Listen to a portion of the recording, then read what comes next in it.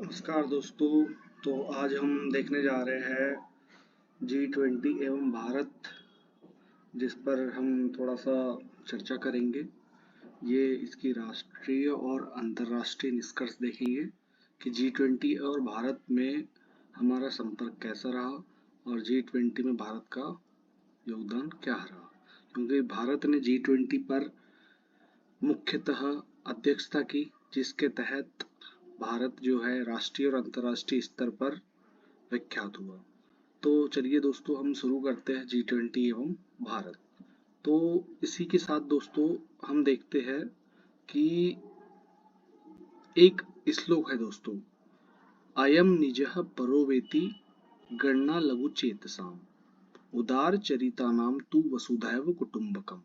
तो ये एक श्लोक है दोस्तों संस्कृत का, जिसका अर्थ क्या होता है दोस्तों, यह मेरा है वह उसका है। हम करते रहते दोस्तों कि यह मेरा है वह उसका है। तो ऐसी सोच जो है दोस्तों संकुचित हृदय वाले की रखते हैं। कैसे हृदय वाले? संकुचित हृदय वाले। और उदार चरित्र वाले यानी विशाल हृदय वाले तो पूरे विश्व को ही अपना परिवार मानते हैं दोस्तों। जिनका हृदय जो है विशाल होता है वो पूरे विश्व, पूरे पृथ्वी को ही अपना परिवार मानते हैं। और G20 शिखर सम्मेलन 2023 का विषय भी क्या था दोस्तों? वसुधैव कुटुंबकम, जिसका ध्येय वाक्य विश्व कुटुंबम पर लक्षित हुआ है दोस्तों।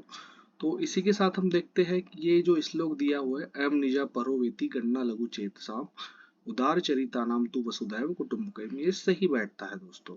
इसीलिए यह मेरा है वह उसका है, ऐसी सोच संकुचित हृदय वाले ही रखते हैं। आगे बढ़ते हैं दोस्तों। भारत की G20 2023 अध्यक्षता ने उसकी वैश्विक नेतृत्व भूमिका में एक महत्वपूर्ण मील का पत्थर स्थापित किया है दोस्तों। भारत ने पहली बार G20 के अध्यक्ष का पद संभाला है दोस्तों, और विश्व के विकासशील देशों का प्रतिनिधित्व किया है। ये G20 का जो है दोस्तों 18वां शिखर सम्मेलन, जिसमें भारत ने अध्यक्षता की है। G20 शिखर सम्मेलन की प्रासंगिकता अगर देखी जाए तो दोस्तों यह विश्व की सबसे बड़ी अर्थव्यवस्थाओं के नेताओं को एक साथ आने और महत्वपूर्ण वैश्विक मुद्दों को संबोधित करने के लिए एक मंच प्रदान करता है दोस्तों। आगे चलते दोस्तों, तो इसमें देखा जाएगा कि क्या होगा। G20 शिखर सम्मेलन जो है दोस्तों 20 प्रमुख अर्थव्यवस्थाओं की सरकारों और केंद्रीय बैंक के गवर्नरों के लिए क्या है दोस्तों? अंतरराष्ट्रीय मंच है। तो इसमें केंद्रीय बैंक के गवर्नर और 20 प्रमुख अर्थव्यवस्था वाली सरकारें सम्मिलित होती है दोस्तों। G20 की स्थापना वर्ष 1999 में हुई थी दोस्तों, जिसमें अंतरराष्ट्रीय आर्थिक सहयोग और विकास से संबंधित नीतिगत मुद्दों पर चर्चा और उनका समाधान करने के लिए की गई थी इसकी स्थापना 1999 में। G20 में प्रतिनिधित्व करने वाले 20 देशों का विश्व के सकल घरेलू उत्पाद यानी GDP का लगभग 85% है दोस्तों। सोचिए, G20 में जितने भी प्रतिनिधित्व कर रहे देश, 20 देश, उनके GDP का लगभग 85%, और इसकी जनसंख्या का 2/3 हिस्सा G20 अकेले है। सोचिए दोस्तों। G20 के सदस्य देश कौन कौन से हैं दोस्तों? अर्जेंटीना है, ऑस्ट्रेलिया है, ब्राजील है, कनाडा है, चाइना है, यूरोपीय संघ है, फ्रांस है, जर्मनी है, भारत है, इंडोनेशिया है, इटली है, जापान है, रशिया है, मैक्सिको है, सऊदी अरब है, दक्षिण अफ्रीका है, तुर्की है, यूके है एवं USA यानी अमेरिका है। अब क्या हुआ दोस्तों, भारत ने जब अध्यक्षता की तो अब ये G20 नहीं बल्कि G21 कहलाएगा दोस्तों, क्योंकि अब इसमें जो है अफ्रीकी संघ भी शामिल हो गया है, इसलिए अब ये G21 कहलाएगा दोस्तों। भारत के लिए G20 इसलिए महत्वपूर्ण है क्योंकि यह देश को दुनिया की सबसे बड़ी अर्थव्यवस्थाओं के साथ जुड़ने, अपने आर्थिक हितों को बढ़ावा देने तथा महत्वपूर्ण वैश्विक मुद्दों को संबोधित करने के लिए एक मंच प्रदान करता है दोस्तों।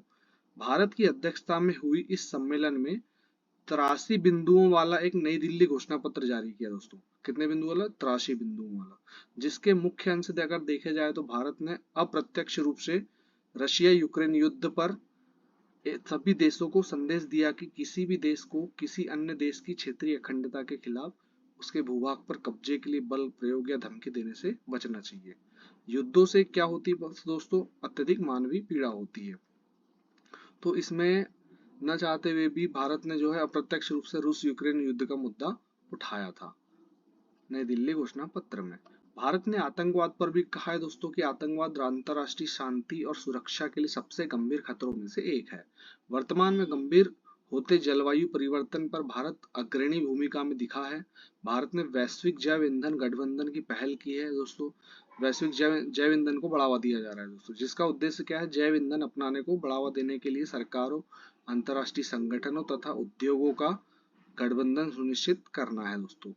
और शिक्षा के स्तर पर भी बढ़ावा दिया। शिक्षा में टेक्नोलॉजी यानी प्रौद्योगिकी के महत्व को दर्शाते हुए कहा गया है कि G20 शिक्षार्थियों के लिए डिजिटल विभाजन को दूर करने के लिए डिजिटल प्रौद्योगिकी का उपयोग करने और उभरते रुझानों एवं तकनीकी प्रगति के साथ तालमेल रखने में शैक्षिक संस्थानों और शिक्षकों का सहयोग करने को लेकर प्रतिबद्धता दर्शाए।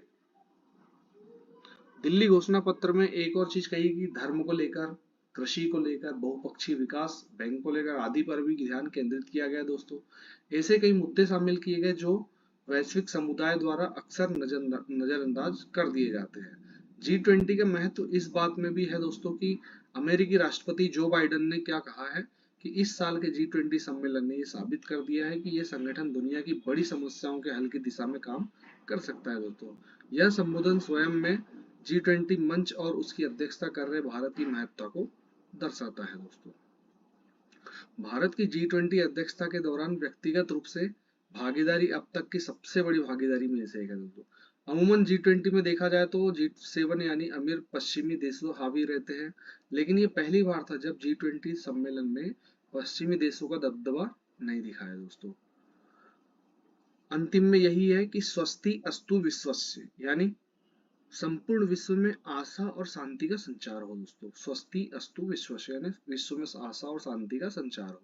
भारतीय प्रधानमंत्री नरेंद्र मोदी ने इस श्लोक के साथ जो है G20 सम्मेलन के समापन की औपचारिक घोषणा की। अंत में G20 शिखर सम्मेलन बेहद प्रासंगिक है, क्योंकि यह दुनिया की सबसे बड़ी अर्थव्यवस्थाओं के नेताओं को महत्वपूर्ण वैश्विक मुद्दों को संबोधित करने और उनका समाधान खोजने की दिशा में काम करने के लिए उन्हें एक मंच पर लेकर आता है दोस्तों।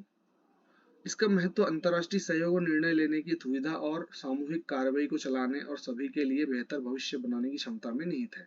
वहीं भारत ने सफलतापूर्वक इसकी अध्यक्षता करके विकासशील देशों के महत्व की ओर दुनिया के देशों का ध्यान आकर्षित किया है दोस्तों। क्योंकि भारत एक विकासशील देश है और जितने भी विकासशील देश है उसका अध्यक्षता करना यानी भारत के लिए एक प्रभावी योजना है।